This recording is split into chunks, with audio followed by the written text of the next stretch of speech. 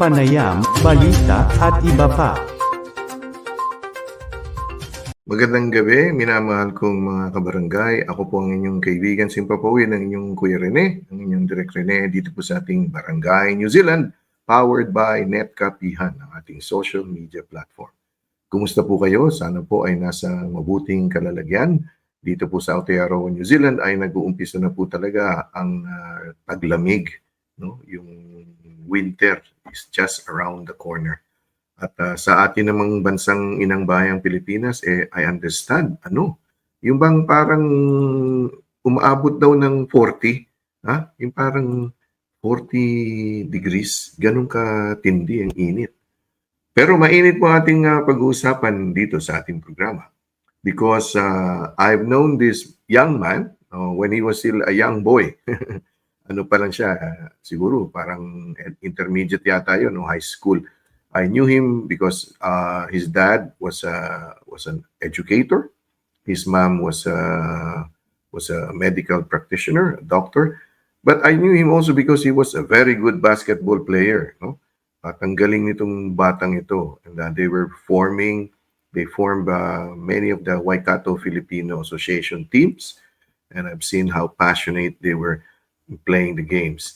But then they moved to Australia for personal or family reasons, and now successfully educated in Australia, also educated in Cambridge. And take note, I was able to interview him when he graduated in Cambridge, and he was still there because it was a time during the lockdown, COVID, no?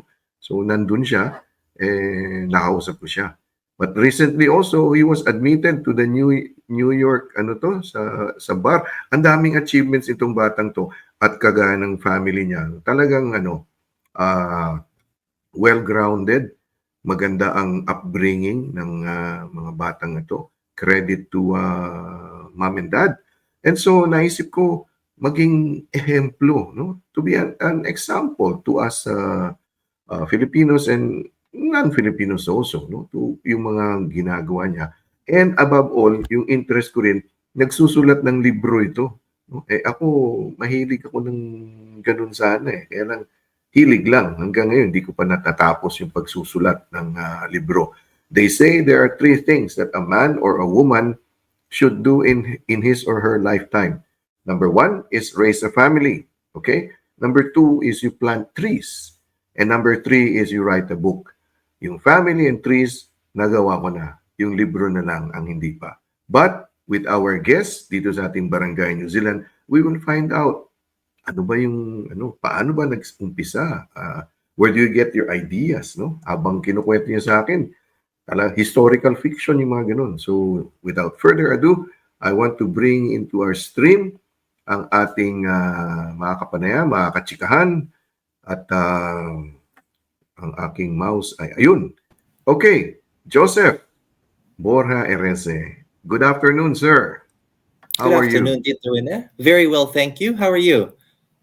I'm good, Joseph, and I'd like to congratulate you for all the things that you've been doing, and also thank you for having this time.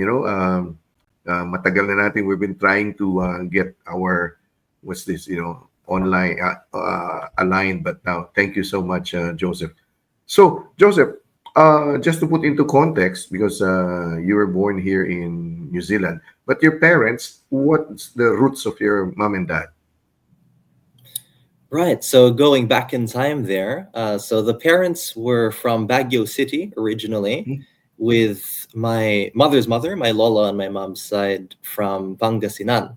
So Oh. a lot of that is actually covered in the two books we're going to talk about, in Three Worlds and in Sovereign. But in terms of the routes, we definitely go through Baguio City and all the way back to Pangasinan, Mhm. as a preliminary answer to that, Tito. Although more on Okay. that later, obviously. Have you been back to the Philippines recently, Joseph? The last time I was back was in 2018, and before that in 2013, which brings me Mhm. back to all of the basketball adventures. I was training in 2013 as part of the RP youth team, and Mhm. it's quite an experience, definitely. Yeah. But yeah, it's always been that constant engagement and connection with not only the Philippines but also with the Filipino communities Yes. around, not only here in Brisbane but also when I was in England with the Cambridge University Filipino Society, and of course back there in New Oh. Zealand, with the Filipino communities that are based over there in New Zealand. As you know, played in a lot of the Labor Weekend tournaments and whatnot, as you mentioned earlier. Yeah, and with your dad Toots as a coach, I know his passion for basketball also, and I could see it in the players, you and all the others. I think the last game I watched was a championship game here in Auckland. We all Mm. came up here for the Labor Weekend, and it was really passionate. And I'll just put it that way, passionate, Yeah, yeah. Well, I mean, I was very passionate because it was very difficult. I came second in that tournament. So it was, and I'm not sure if that was the one where we lost to a half court buzzer beater or not, but those flashbacks certainly emerge when you mention those tournaments. Joseph, do you still play? I mean, social playing on now, or no more? You don't do basketball anymore. Not so much. I haven't had the time to get back onto the hardwood. It's been Mm, more court time and writing time and a lot of different little pursuits outside of basketball. But the mentality still stays, and that you have to maintain your shooting form. You have to mm, maintain the repetitions and whatnot in order to stay yeah. in your peak Hmm. form. And I think that's a dynamic that is intrinsic to basketball, but very Hmm. much carries over into everything else in life. Yeah, and because of your height, you're what? You're 6'2", I think. You're nearly 6'2" or something like that. And Yeah, and well, I say yeah. 6'1", but on a good day, if I'm wearing some very uh, large, large soled Nikes, then I Uh-huh. suppose I can say 6'2", even maybe even 6'3" if I've stretched and it's the morning. Yeah. So, Joseph, just a brief background on. So, you are a barrister for the state of, is it state or province of Queensland? And The state of Queensland, that's right. Queensland, so you're a barrister. You are also a barrister, or was it barrister or solicitor for Wales and Yeah, what so I'm other one? also a barrister of England and Wales. I was called to the bar over there as well in July of 2023. And then to top it all is you're also an attorney admitted to the bar of New York. I That was can the latest formally one. say that now. That's right. It's been a while since I sat the bar exams of New York in July 2022, but I finally got around to taking care of the pro bono requirement and the separate New York law exam and ethics requirement, and Hmm. finally was able to have my admission ceremony uh, April of this year. So now I can Okay. finally formally call myself a New York attorney as well. So you can practice law in these three places, no? Australia, I mean Queensland, England, and Wales. And is it in New York only? Is it like that in New York? Very specific. Yeah, so there are bar examinations and relevant bar associations, Mhm. all allocated to each state of the US. And so, in Mhm. terms of my admission, it was to the New York State Bar. as opposed Mhm. to, for example, the California bar or Okay. the DC bar or the Mhm. Delaware bar. So, in terms of rights of audience and the ability to practice, that's right. It's generally in New York, although you generally find that it is New York that is the port of call for bar admissions of lawyers that practice internationally. So they're kind of like the U.S. nexus, the international Mhm. nexus, if you will. Oh, I see. And what type of I know law is it? Corporate, criminal? What kind of law are you doing in New York, for example? Yeah, so I'm not practicing at the moment in New York. So I'm operating out of Queensland, Australia right now. And I'm a Ah, okay. barrister in, well, essentially each of those areas. So I have a commercial segment, a public law element to my practice, and criminal element to my practice. So I accept briefs in all areas, essentially running a general Mhm. litigation practice over here in Queensland. Although I Okay. will be heading over to The Hague in July uh, to commence at the Hague Academy of International Law, seeking to diversify my practice out to incorporate some public international law and Mhm. international criminal law. But I guess Oh, we'll get to that later, Tito Rene. yeah. Oh, wow. The Hague. So you might bump into a popular person who is in The Hague right now. Well, I can't say too much about the work that I'll be doing over there, but Yeah. uh, there's a lot going on in The Hague right Oh, now. yes. Good luck on that, Joseph. And on top of this, you, I mean, not on top, but while you were doing exams and, you were writing books like novels. What was this? What made you, come up with the way your stories are? It could be made into a movie actually. Disney is now interested in Filipino, Joseph, huh? Disney is interested in Filipino things. And so what came about with this? The first book is called Free World, right? Three worlds. That's right. That's right. And in terms of how it came about, answering that question first, I have to go back to my time in Cambridge around that time that we had our last interview. And it Mm, was during one walk alongside the River Cam over there, which is a very iconic, legendary river.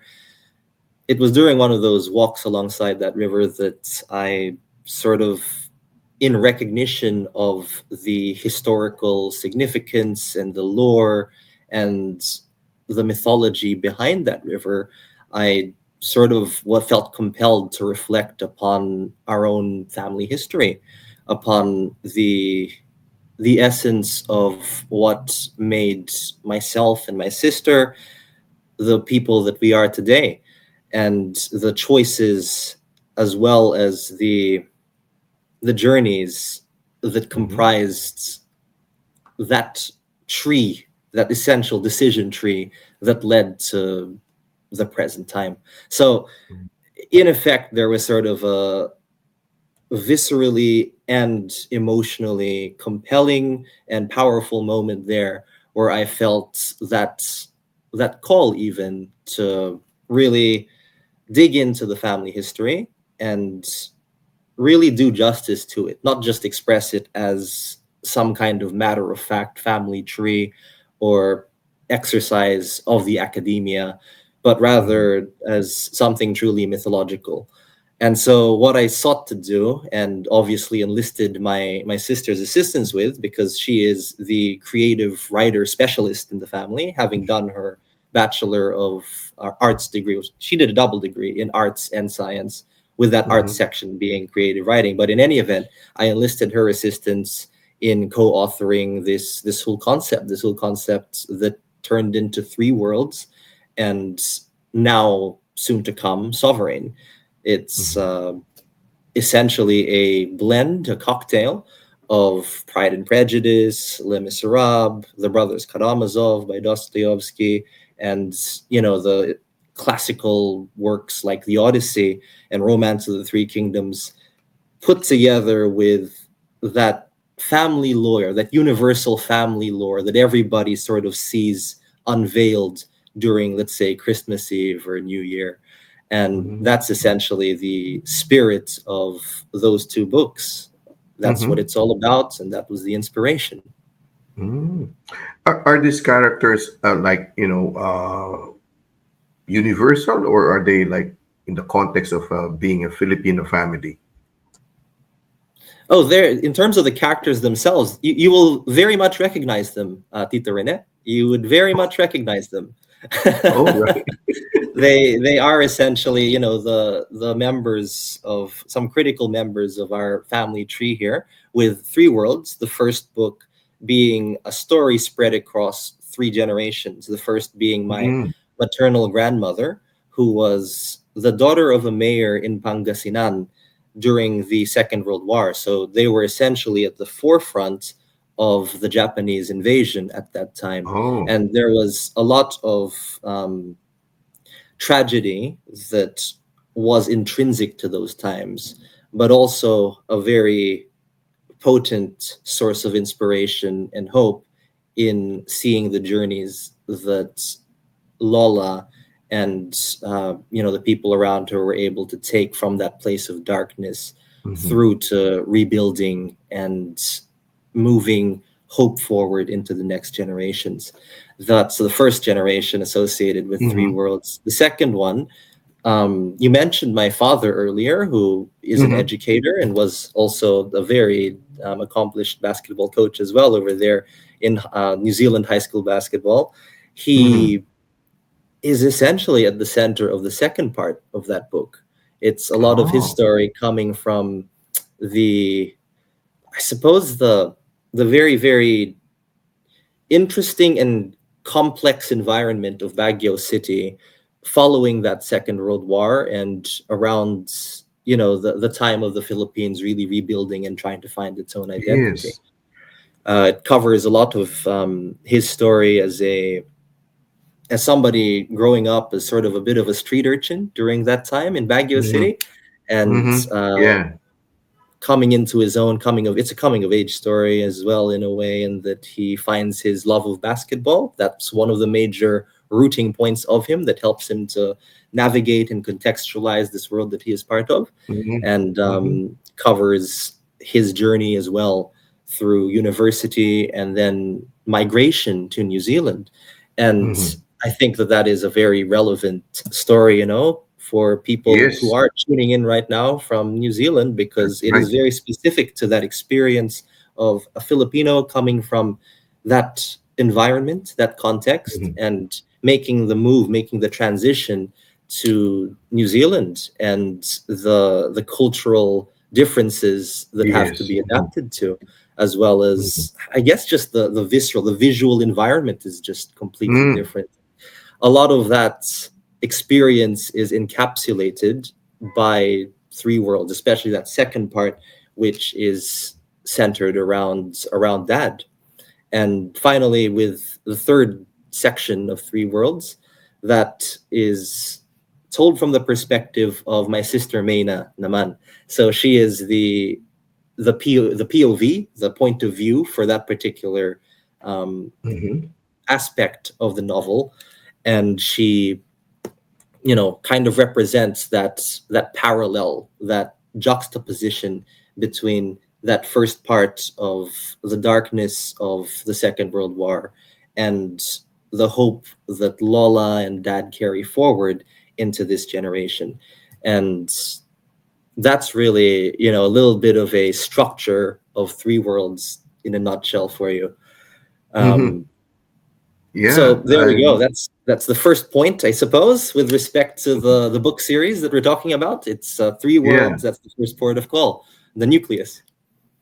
And I'm looking forward to guys. This is available in all the major, like, booksellers, Amazon, Kindle, Smashwords, but also in the website of Joseph. So they have a website for the book. It's www.societym3.xyz. Okay, so the books are there. How to how to avail of it, how to purchase the first one, Three Worlds.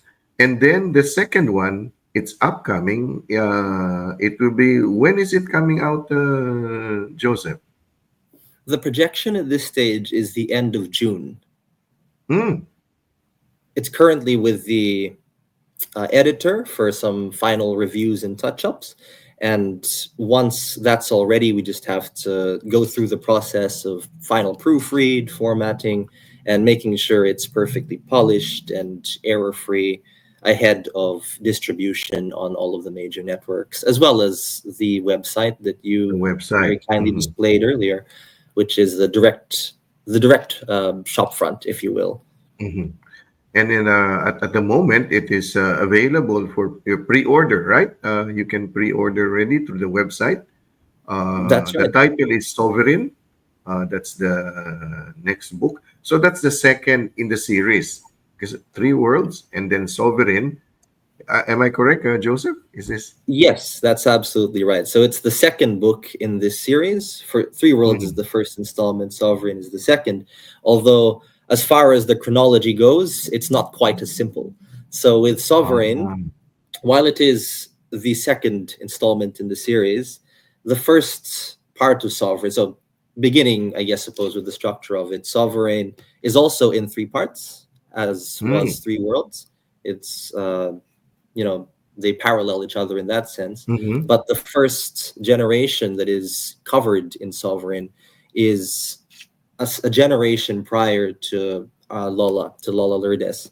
It's that generation that existed during the time of the prelude to the First World War and goes into ah, continental Europe. So a little bit after the original Philippine independence of mhm, 1898, it's mhm, around the sort of 1910s period, around mhm, that time of, as we were mentioning, the prelude, the lead up to the First World War. And it begins not in the Philippines, but in continental Europe. Uh, with a little mm, bit of almost a tour in a way around many major cities of continental Europe, dealing mhm, with a lot of the, I suppose, glamorous and aristocratic environments of that mhm, age, which mhm. eventually leads into a grand romance arc on a ship en route to the Philippines, which kind of is at the spiritual heart, I would say, of the entire series. Oh, So I won't spoil it too much about that yeah, because interesting. that's for you to all to discover. But the essence of that is that it is a mythology of just that first spark of the Mhm. family line, as well as the first spark perhaps of the Philippines raison d'etre as a nation in itself. Mm. Very interesting. So each is a standalone. So you can read either Sovereign when it comes out, or the Three Worlds, because it's not like in the sequence of things. Now this Sovereign, well, it is because it's like an offshoot of Three Worlds, as you were saying, Three Worlds when you were in Cambridge, and it came up and and so that part wherein you had to what's this get background information about your great grandparents. So how did you go about doing the research for that? You spoke to your family, or how was the research for that, Joseph?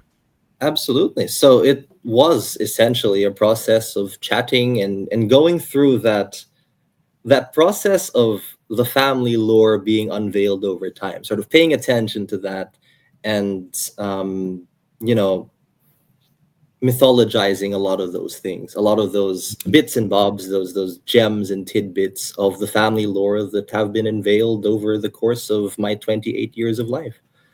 Mm-hmm. As well as having a chat with relatives and um, even my Lola Ellen with respect to the second part. And I guess Mm-hmm. we can get to that later.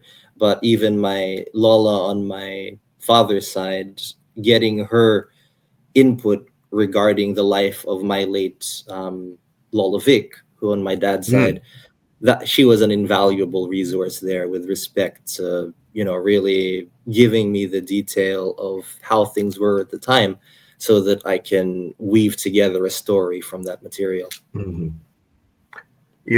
Joseph just mentioned about his Lolo Vic. We call him Tito Vic. No, Tito Vic. He's also a lawyer. Was a pillar of the Filipino community in the Waikato. Like we always seek his counsel. He was always mild mannered. He was like he was like a sage. So we we go to him, and we ask for advice because he has been in the Waikato for quite some time. So he was quite, and when he passed away, we were at a loss because we our favorite, our go-to person for things like anything, like he's always open to, and I look forward to reading about him in the in the book also. Yeah. And actually, I look forward to reading the book because based on the synopsis, that the glimpse of things that you are telling me, it's fascinating. Now, the first book, Joseph, it's already launched. So, were you able to like do like a launching in the Philippines, or you're just planning to do that soon? Three Worlds you're referring to, Tito Rene? Yes. Yeah, so with Three Worlds, we did launch it during the Grand Autumn Festival in Springfield of 2023, which is a festival that we run Ah, over there yes. in Springfield. And that had its roots and origins also in the Philippines Australia Autumn Festival that originated in 2019. And so the Filipino community was not far away from that launch. Mm. But in the Philippines, you haven't done any book launch in the Philippines because you haven't traveled to the Philippines, eh? Yeah, not as of yet. So the last time I was there was in 2018. Might have mentioned that earlier, Mhm. and yeah, haven't yet had the opportunity to do any formal Yeah. event Mhm. commemorating launch Yeah. of Three Worlds in the Philippines. But that certainly might be something to look into down the line. Yes. Yes. I look forward to that, and I strongly urge you to do something because you know me. I want to do the reverse. Like what we do is we bring in artists, players from the Philippines to perform. But I want to do the reverse. Writers, players, whatever, going to the Philippines, sharing what you have, like uh, what you have done.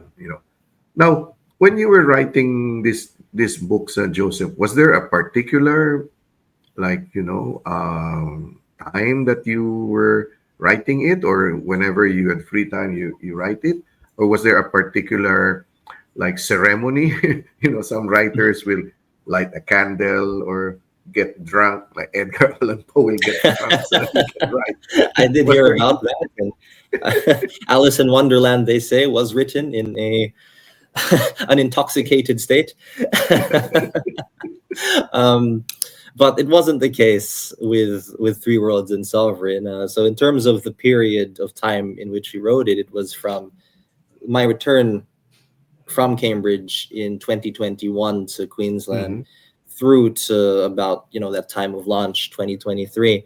And as far as the process for writing it, it was quite intensive in that we set, myself and my sister, I mean, we set aside particular segments of the year and just dedicated that to making progress on the manuscript. And we really held each other accountable Mhm. with respect to making that progress that we had promised ourselves. So it was really good doing it cooperatively, I would say, because it, Mhm. as mentioned, it kept us accountable to each other and to ourselves, and we were able to really blitz the schedule and get these books out at quite a rapid pace. Wow. A brother and sister writing duo is something quite unique. And how many pages is the first book? Oh, okay. So in terms of pages, I think it's somewhere in the around the 400 mark, circa 400. But What? I can give you the word counts with more specificity. So Three Worlds was approximately 110,000 words, and Oh, like a Sovereign dissertation. and Sovereign is currently tracking at about 160,000 words. Although we might see some movements, either Mhm. reducing it or increasing it, depending on editorial Okay. commentary and proofreads.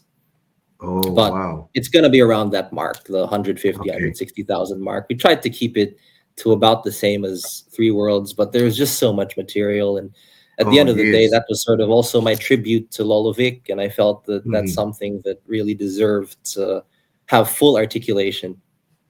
Mhm. I know you are focused on sovereign at the moment. There's a lot of tightening up and doing things that you need to do before it finally comes out. But at the back of your mind, and you and your sister Mina, Maina, right? Maina, uh, Yep, you're good are there. you already thinking of the third one, the third book? Absolutely. We already have a name for it and the Oh, premise, all of that. It was always designed to be a trilogy, and okay. they all stand alone. So each of these novels stand alone by themselves, but Mm-hmm. they they get the benefits of full context if you've read the other installments prior to reading Mm-hmm. the sequels. So again, without spoiling too much, there Yeah. are particular details, plot details, and little chronological nuances that make a lot more Mhm. sense and even uplift and elevate the reading experience and comprehension of the narrative if you've read the first book before going to the second book. But in any event, if you just read the second book, you'll still have a full, coherent, and elevated Good. story regardless. I hope you'll find time to also launch it here in Aotearoa, New Zealand. I mean, we're just next door neighbor, so uh, or be part of the what's this? There are writers. Oh, it just I just finished, right? The Auckland Writers Festival was around April, I think. Like, but yeah, it would be good to have this, as I said, this creative output that I always would like to support and to help. Mm. And Joseph, I would like to thank you really for you're really an inspiration to a lot of people, young and old. Uh, Showing the way that there's always a way. There's always something that can be done in one's life. You are like just the perfect example. At 18 years old, you graduated from the College of Law. Was that? What am I correct? Yeah, 18? so the University of Southern Queensland, I graduated Oh, from a law degree back then. Yeah, but it feels like a very long time ago now. That was about a decade ago. I can hardly believe yeah, it. because it's been 10 years ago because you said you're 28 now, right? That's right. That's right. So, But I mean, I it still seems hear it as if every now and then. you've done so many things in 28 years, and I'm sure there's a lot of things that we will see from you. So Joseph, all the best. I hope I'll get a chance. Also, I'll coordinate with your sister so that I can get the perspective of her. What was like? Did she do the what's this? The cover because she's the creative. So she did the cover for the book, or We outsourced the cover to ah. some experts Mhm. in the field based in the USA. Although, as far as the narrative element of the books, a lot of the prose, making it really beautiful, describing environments, describing dialogue, describing features.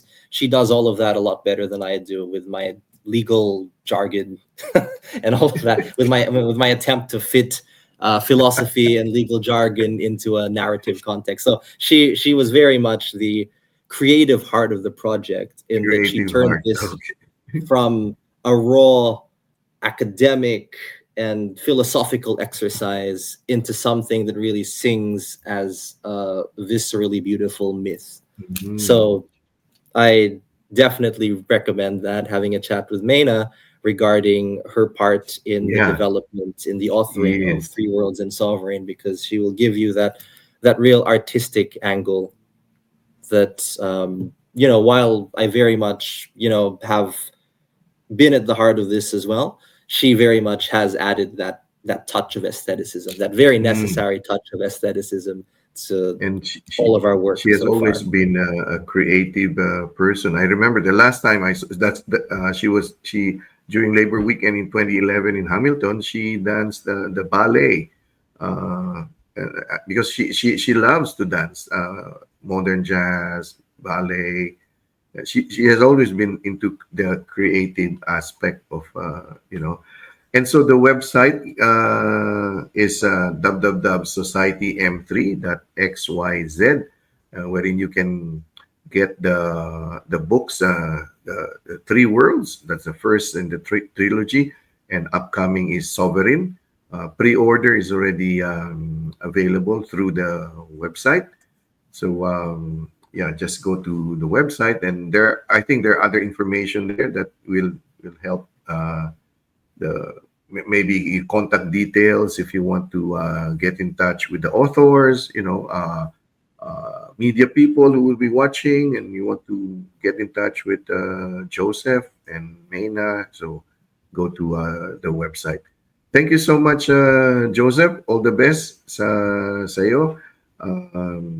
Hindi ka nakakaintindi hindi, nakakaintindi ka ng Tagalog, di ba? Hindi ka lang Medyo. Maraming makapag salamat naman, Tito Rene. That's my response. But don't ask me to go beyond that. All right. Thank you so much, Joseph, and say hi to mom and dad and your sister, okay? Will do. Thanks again, Tito Rene, and all the best Thank to you you. over there, as well as to everybody watching from New Zealand and all around the world. At nais kong magpasalamat to our listeners and viewers for allowing Joseph and myself to come into your homes, into your hearts, to share with you his journey especially as an author, a novelist, Jozef Borja-Erece. Maraming salamat. Thank you. Take care and God bless. Goodbye for now.